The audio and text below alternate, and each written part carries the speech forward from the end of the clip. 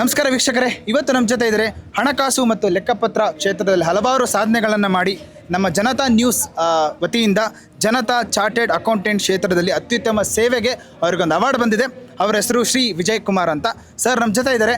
ಈ ಅವಾರ್ಡ್ ಬಗ್ಗೆ, ಈ ಫಂಕ್ಷನ್ ಬಗ್ಗೆ ಅವ್ರ ಹತ್ರನೇ ಮಾತಾಡ್ಸೋಣ, ಅವ್ರ ಬಾಯಲ್ಲೇ ಕೇಳೋಣ. ಸರ್, ಮೊದಲೇದಾಗಿ ನಿಮಗೆ ನಮ್ಮ ಕಡೆಯಿಂದ ಕಂಗ್ರ್ಯಾಚುಲೇಷನ್ಸ್. ಸೊ ಈ ಅವಾರ್ಡ್ ಬಗ್ಗೆ, ಕಾರ್ಯಕ್ರಮದ ಬಗ್ಗೆ ಏನು ಹೇಳೋಕ್ಕೆ ಇಷ್ಟ? ಮೊದಲನೇದಾಗಿ ಥ್ಯಾಂಕ್ ಯು, ನನ್ನ ಗುರುತಿಸಿ ನನ್ನ ಈ ಅವಾರ್ಡ್ ಕೊಟ್ಟಿದ್ದಕ್ಕೆ.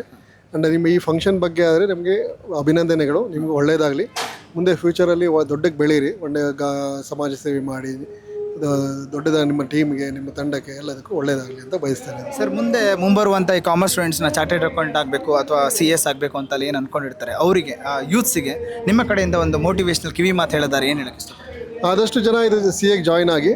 ಈಗ ನಮ್ಮ ಇಂಡಿಯಾದಲ್ಲೂ ಮತ್ತು ಫಾರಿನ್ ಎಲ್ಲೇ ಆಗಲಿ ನಮ್ಮ ಇಂಡಿಯನ್ CA ಗೆ ಒಳ್ಳೆ ವ್ಯಾಲ್ಯೂ ಇದೆ, ಒಳ್ಳೆ ಜಾಬ್ಸ್ ರಿಕ್ವೈರ್ಮೆಂಟ್ಸ್ ಇದೆ, ಡಿಮ್ಯಾಂಡ್ ಇರೋದ್ರಿಂದ ಎಲ್ಲರೂ ಜಾಯ್ನ್ ಆಗೋದು ಒಳ್ಳೇದಂತ ಅನ್ಸುತ್ತೆ ನಿಮಗೆ. CA ತುಂಬ ಪಾಸ್ ಮಾಡೋದು ಕಷ್ಟ ಅಂತ ನಿಜನಾ ಸರ್? ಅದು ಇಲ್ಲ, ಅದು ಹಳೆ ಕಾಲ ಆಯಿತು. ನಮ್ಮ ಕಾಲದಲ್ಲಿ ಅದು ಹಳೆ ಆಗಿತ್ತದು, ಈಗ ಆಗಿಲ್ಲ.